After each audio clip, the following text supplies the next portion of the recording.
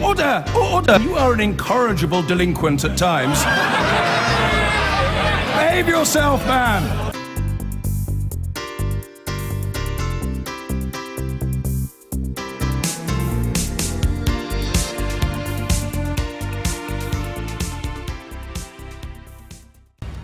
There's been a huge growth in what's called the gig economy. That's when people juggle a number of jobs without guaranteed hours or on short-term contracts. Now the government is carrying out a review into working practices in the sector. The TUC says tax lost from those using self-employed laws in the gig economy could be up to £4 billion. Here's our economics editor, Kamal Ahmed. Meet Jonathan Aseku, Uber driver and a member of the new economy. Self-employed, his own boss. Hi, Jonathan. Hello, Kamal. In a changing world of work that has thrown up controversies over tax, over security of employment, over the very way we will work in the 21st century. Uber is good for me because it enables me to be flexible. You know, you can work the hours you want. When you're ready to work, you work. And when you're working, you know, you'll be quite reasonably rewarded for your efforts. So you don't feel exploited? Not at all. Talking to entrepreneurs, the man the Prime Minister has asked for a plan for the new world of work.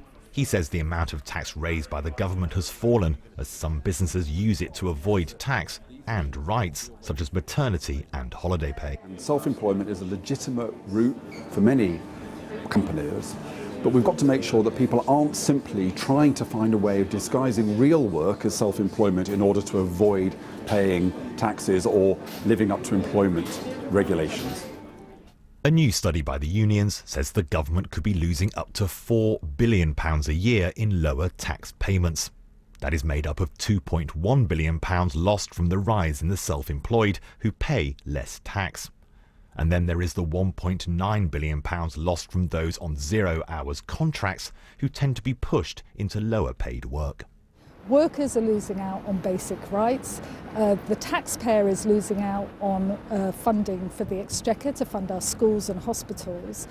But of course the taxpayer is also having to fund a higher in-work benefits bill because very often the self-employment and 0 hours work is so low paid.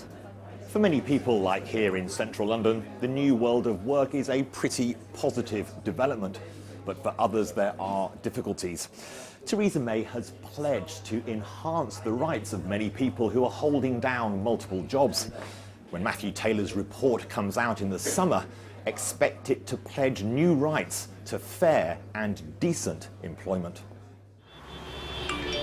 And fairer taxation. The Treasury is on the case, looking to next month's budget to reform the rules on how businesses are taxed in this new world of work. Kamal Ahmed, BBC News. I've been getting away